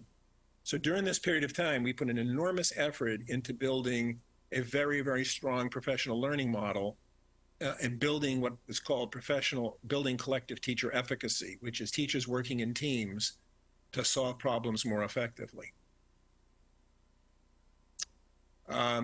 In 2012, a colleague of mine, we wrote a book called School Systems That Learn, Improving Professional Practice, Overcoming Limitations, and Diffusing Innovation.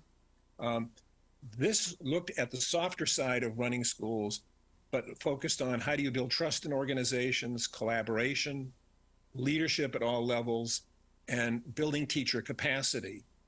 Since this book was written, my work has then focused on what are the specific programs and action steps that teachers could take that you have goals that work.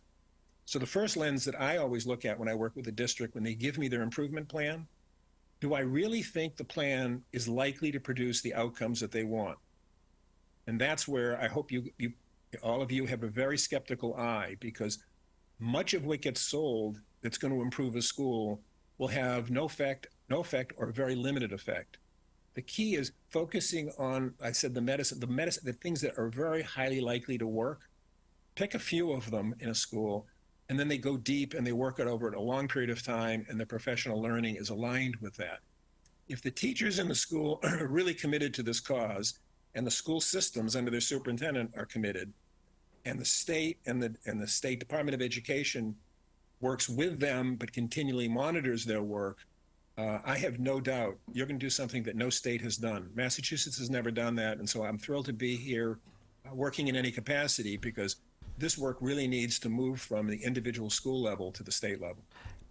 Paul, before we take any questions, can you talk about, because I've heard you speak a few times now, can you talk about how you brought back highly effective interventions into the schools?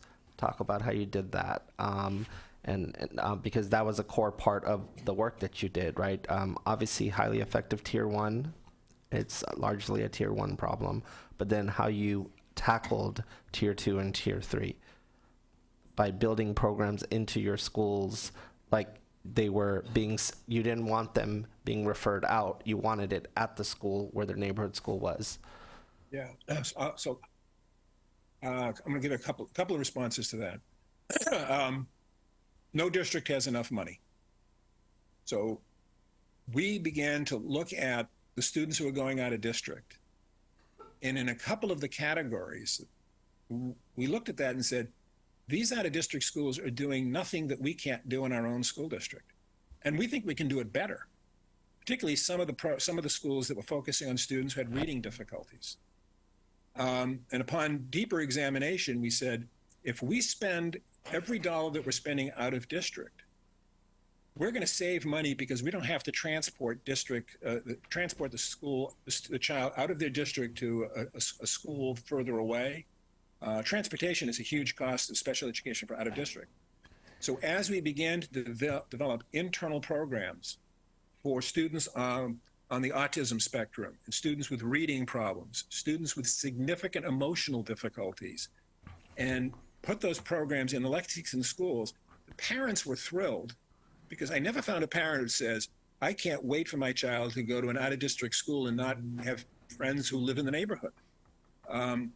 And so we ended up saving a portion of the transportation cost by building the programs in-house and moved Tier 3 programs out of district, sometimes to Tier 3 in district or Tier 2. When we started, we didn't know what would work. You know, we did our research on what we thought would work, and we would put together our 4-year action plan. Some of it was, we had a hypothesis of if we put this program in place, or we changed this practice, or we revised this curriculum, or we improved our professional development, we would begin to see which ones are working and not working. You have the benefit of years of school systems trying some things that don't work, because what will happen is if you go too fast, teachers will feel overload and there'll be pushback. So much of this has to be done at convincing teachers there's a moral imperative that we've got kids who are not doing well enough, number one. 2, convincing teachers that higher performance is really achievable. And I don't accept, what I found is not everybody accepts that. It's true. They'll say, well, you don't understand. These kids can't learn at this particular level. You're just doing this because it's political. I don't have a political bone in my body when it comes to being an educator. I mean, I have my own personal view outside of schools, but in schools, I want to know what works. And so as you begin to put programs in place and the teachers and the parents see it's working, people want more of it, and it becomes sort of self-reinforcing. But at the beginning, you got to bring people along, because there's a lot of resistance to change in school organizations.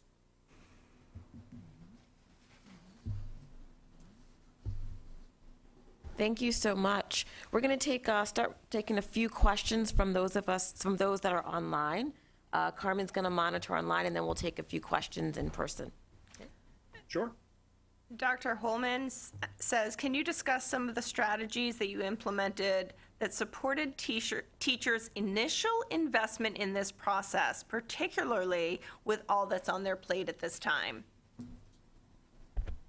The first thing that teachers are going to tell you is that they're working as hard as they possibly can, and they can't take anything else on, and they may be right. So we learned that if you want teachers to work collaboratively together, we had to look at the schedule and build that common planning time into the schedule. Now, there'll be some teachers that say, well, give me that time and I'll use it on my own. But the trade-off was, if we're going to give you a common planning time, and that's a challenge to figure out how do you do that within the teacher's contract or the school day, but it can be done. Then the expectation is, when you're meeting as a team, you are a team. You're not just blabbing at one another. So there needs to be a set of guiding principles about what happens in those meetings that assures that the teachers are actually solving problems that need to be solved. I mean, I look at it this way. What would a good parent do? A good parent wants to provide their child what they need when they need it. And so when a team of third grade teachers are meeting and they're picking some students that they feel they need to talk about, those teachers are developing what could happen, and they divide the work up. I'll do this, you do this, we'll meet, we'll talk about this. And those meetings then fit in with data teams that a lot of schools already have that might be meeting on a monthly or bi-monthly basis. So teachers want time. Teachers really need to know that their school leaders will genuinely support them. They won't blame them. And then at the leadership level, programs get developed over time. I mentioned, for example, bringing some students back from out of district. In other cases, we went from 17% to 11% in special ed because when people looked at a child, they said, you know something, this child has needs, but putting my child in special ed isn't going to necessarily solve it. I mean, we all know that special ed sometimes becomes the place that people put children because they don't know what to do in general ed. And if that's the case, then the school needs to think about, well, if the child doesn't really have special needs, what can we do in general ed? So that's where the professional development program comes in, because the teachers know what they know. So that program has to get built up over a period of years, because the teachers need to learn new skills of how do you work with other people outside your classroom and what could they be doing differently. And you can see there are all these different moving parts.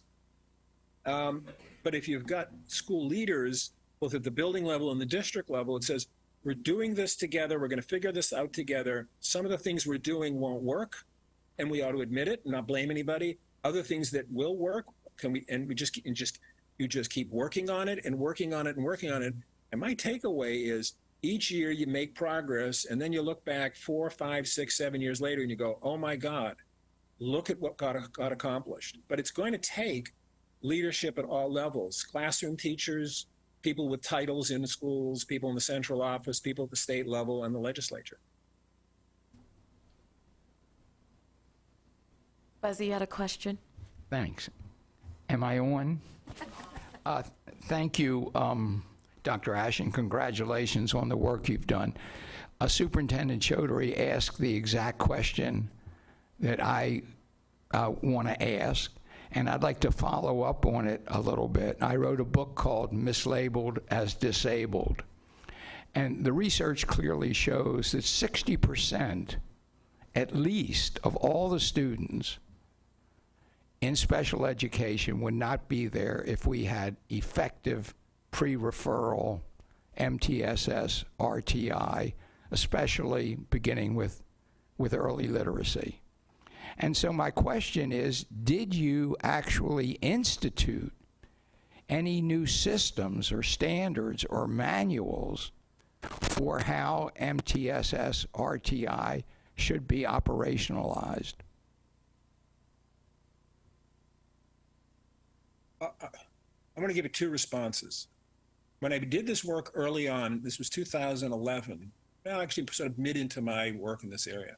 I took a trip with superintendents overseas, and we went to Finland because people at the time were saying, well, they were getting these great state, international tests called PISA tests, some of the best learning in the world. And what I found was actually they were doing a good job, but in my opinion, it wasn't an exceptional job. And we don't have time to go into why they got such a high score. But what I saw was remarkable. In the schools they visited, they typically had 2% of their students were in special ed. They thought we were nuts in the United States to have the numbers we have. But then they told me this. They said 50% of the students get some form of specialized instruction by the time that they get to high school. So they didn't put their students in special ed as a legal category. They did what I talked about as a parent. When a child struggles, whether it be a particular unit or subject or in something, the school would figure out for the shortest period of time, what do they need, get the kid through that problem, and then go back and have general ed deal with it. So what did it mean from a procedural standpoint within the district? We did make it more rigorous for a child to get into special ed, except in the obvious cases. There are a whole bunch of cases. It's obvious. You don't want to put roadblocks in the way.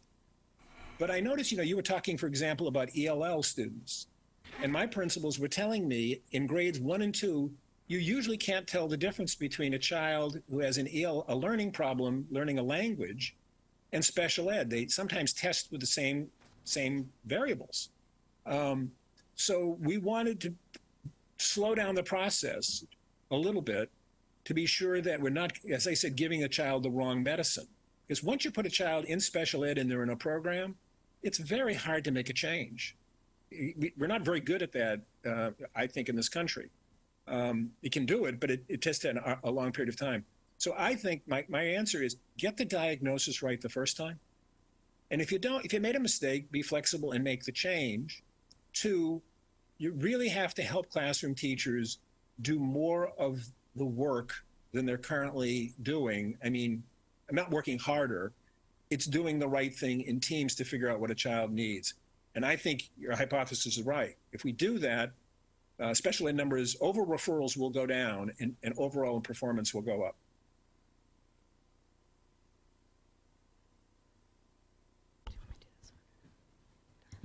We're going to do one online, and then David will go to you. So Dr. Levy from Baltimore City just says, yes, there's so much more we can do for students prior to referring them to the IEP team. But Diane McGowan from Anne Arundel asks, does the current data reflect sustainability over time? What variables do you think contribute to the ability to sustain over time, or what variables do you think impacted a decline over time? I think the number one variable over time is highly effective leaders. And I mean, by that, I don't mean necessarily superintendents or principals. I mean, the organization is committed to leadership at all levels, that anyone can be an advocate for doing what's right in a district. Because when people are not leading, then I think what then happens is the system, you get stuck in what you're doing, which means you're not providing a student what they need when they need it, because children are individuals, and the district must constantly be looking at the child and how well they're doing against standards. And so somebody's got to be leading that at every level of the district. That's number one. So I think turnover can kill what I'm talking about. And so I'm very worried about burnout and leaders leading and not really inspired leaders being in districts, because organizations can fall apart very quickly. And so that's one thing I'm concerned about. Second thing I think is a very important variable is the district is committed to ongoing high quality learning for teachers, not what we have in Massachusetts in our teacher's contract. You go and take a course and you get salary credit, whether or not that course had anything to do with improving your learning. So I do think we have to be better at linking what is the ongoing learning of teaching to what the teacher needs to learn, and that they're in fact using it and it's actually improving learning. And then lastly, effective teacher collaboration. According to John Hattie's work in the book called, well, he actually has 2 books out right now. You can just Google Hattie, and he's looked at what works in a classroom. And his research shows, which is really meta-research of a lot of studies, the number one thing that actually has the biggest impact on learning in a school system is collective efficacy. It's when teachers really work together in highly effective teams. So if schools can be built where teachers are working together in teams on what needs to get solved, and they get support for that, that can really outlast turnover, unless you get really very bad leadership coming in that could destroy it. But once teachers really get used to working with one another in highly effective teams, they'll fight back if somebody tries to take it away from them. So it's one of those things where a lot of teachers might not want it in the beginning because they lose their autonomy. But once they get to experience what it is to work with their colleagues on work that matters, what I've learned is the teachers actually will want to hold on to it because they see that's valuable. But like anything, school systems are fragile organizations, and without the right leadership and support, the work can regress.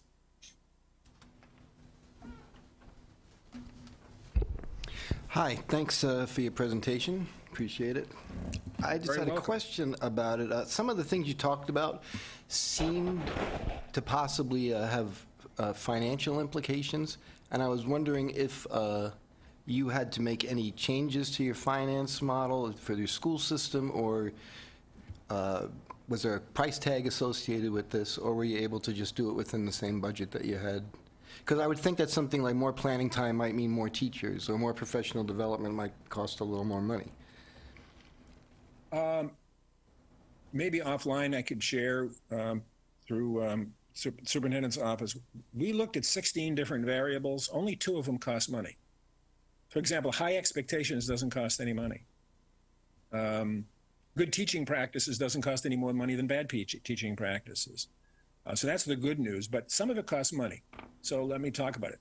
improving the quality of your professional learning program, professional development, costs money, but it's a very, very small amount of money out of the entire budget. So for the Lexington schools, it was about 2/3 of 1% of the entire professional budget. So, you know, a small amount of teacher turnover could pay for a high quality professional learning program. It's what you do with that time that matters. So that was a small amount of money. In special ed, probably the most expensive thing I did was I went to my school board and I said, I want to build 5 in-house programs so that we would retain more students in district and send fewer students out of district. So one program was for students with significant emotional needs. Another had to do with a reading program. And there were some others along the autism spectrum. And I said to the school committee, here's the gamble, you're going to have to trust me. If we build these programs, I'm convinced that over time, we actually will save money because we're not paying transportation costs. But it takes a leap of faith. So for the high-end special ed programs, there is an initial amount of money that has to get spent because no parent is going to say, I want my child to stay in district unless they're convinced you can really pull this off. You can really build a high-quality program that's equal or better than the one that's out of district. So some credibility really matters. But most of the in-house programs, while it costs some money, it's really not a lot of money over time. So for example, if a school doesn't have a math coach and they can hire one, they can be very helpful in helping classroom teachers teach mathematics more effectively than relying on sending them off to college to take some course to learn math. But a lot of the work can be done the limited, except, as I said, for example, the very expensive special ed programs. So for our last question, we're going to let Dr. Holman.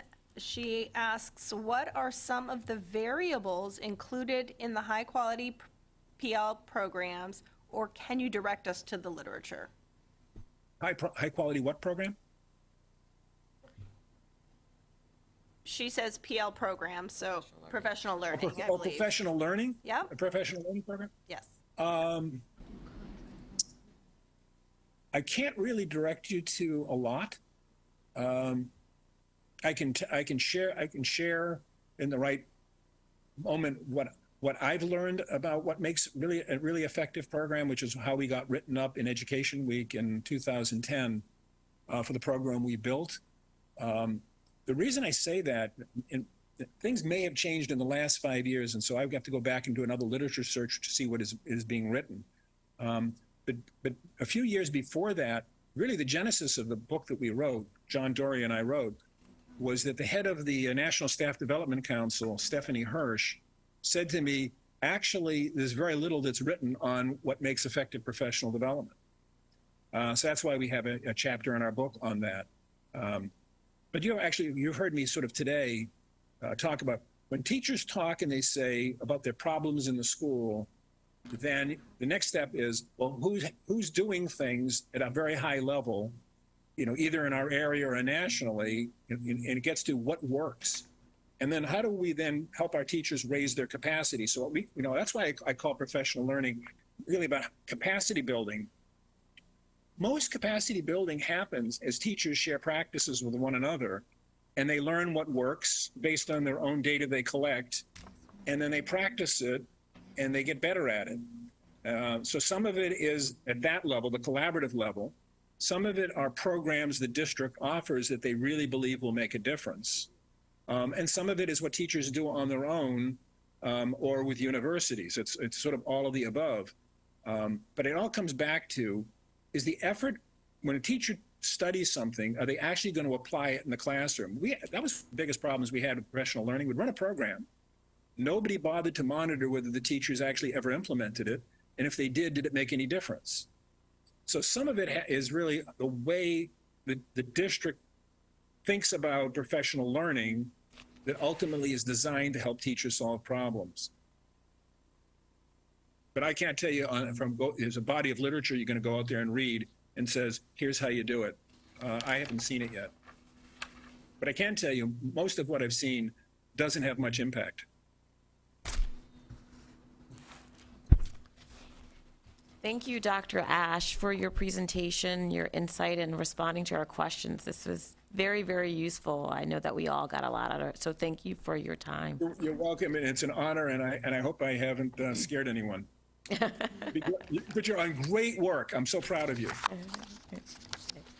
So we want to make sure we honor the times. So we're going to, we don't want to lose sight of what we were also going to discuss today, but we'll move it to the next agenda. But we do think it's important to level set and for you to hear some of the previous recommendations, reports, work that was done prior around this conversation. You'll see, oh, how much have we moved? How have we not, right? So we'll make sure that's a part of our next meeting. It was on our agenda today, so we'll make sure we bring that to the next meeting and share that with you. And also drill down a little bit more in this discussion. We were going to have like a group discussion and use a way to capture your comments on, so how do we come over, these persistent barriers, right? We talked a little bit about that today, but as a group, we need to begin to get to some of those discussions, especially going back to Liz's point. We want to focus on solutions, right? So how do we get to solutions? So we'll come back to that as well.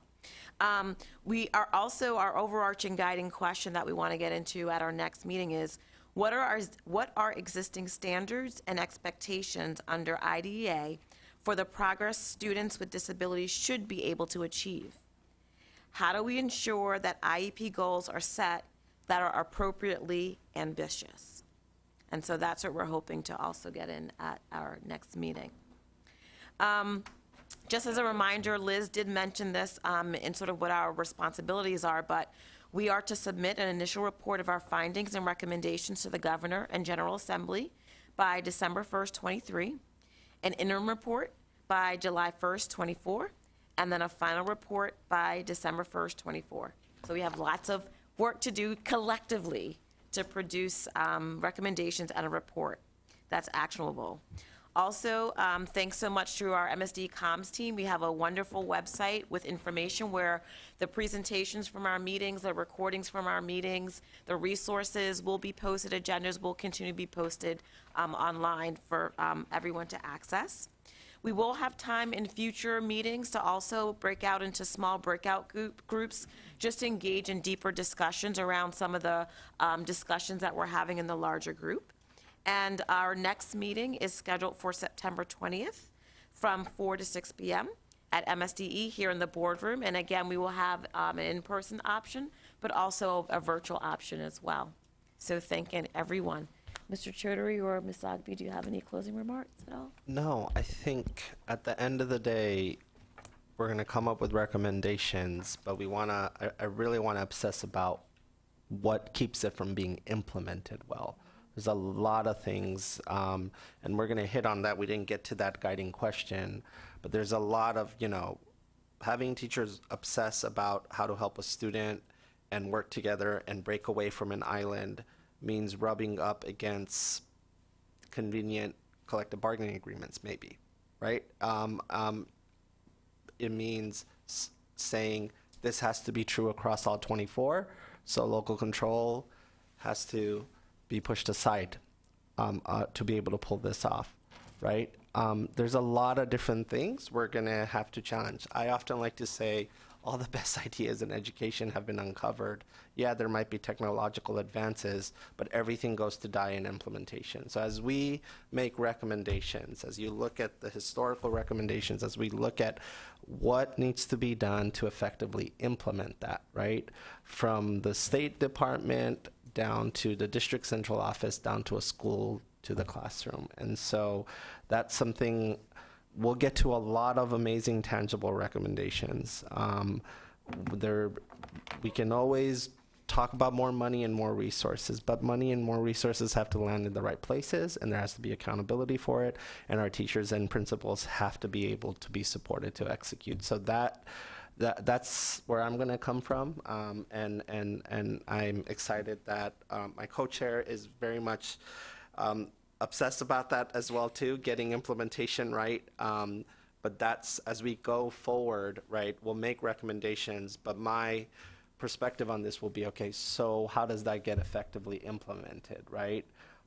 It's not like we don't know what MTSS looks like. How many times have we seen that pyramid? But executing it is a whole other thing. Does that mean all schools have to have a certain kind of bell schedule, right? And how does intervention get built into the school day? I can tell you, I visit our 1,400 schools. They're all over the place, the bell schedules, and some are not conducive to collaboration. So are we going to start mandating what bell schedules must look like in order to guarantee an intervention at the right time, at the right moment? That will get pushback.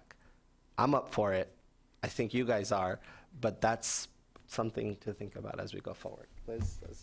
Yeah, just on that, I think that's one of the reasons why we have this very large group of folks who are coming from all these different perspectives in classrooms, in district buildings, because we're all going to have to shake off some of the way we've always done it in order to do that reimagining and say there are barriers and it's going to be uncomfortable, and we've got to have that conversation so that every recommendation comes with, and this has been recommended before and it didn't happen, and here's why it's going to be different this time. Otherwise, it's a lost exercise. So let's not have it be a lost exercise. Let's decide together that we are going to think about those barriers and proactively agree to move forward beyond that. So. The work group to end all work groups. We get this right for our students with special needs. We got it right for all kids. I mean, that's